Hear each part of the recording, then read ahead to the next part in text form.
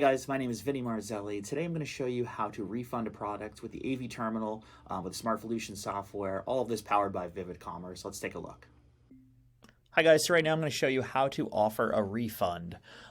This can be done a few different ways, but one of the ways you can do it, if they have the receipt in front of them and they have the transaction ID, you can actually click the refund button right here, this red button, and then put in the transaction ID. That's one of the ways to do it. If you don't have that, do not worry. There's other ways you could go around doing this.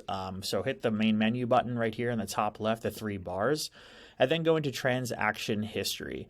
This is going to give you all the transactions for today, but you can also scroll back if it was a previous day. You can go back to whatever you need to. Let's click this transaction right here of $4.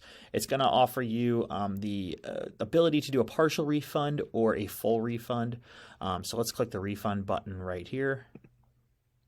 And let's do a partial refund. Let's say we overcharged them. They only had one cookie, not two. So let's get rid of one of those cookies. So select quantity to refund, hit refund 1. Then we're going to hit the refund button again, and it's going to show you exactly how much we're getting them off. So $2 off, we overcharged them. Then you just hit the refund button right here for $2, and you can offer this back on a card or cash. For trading purposes, let's just do cash.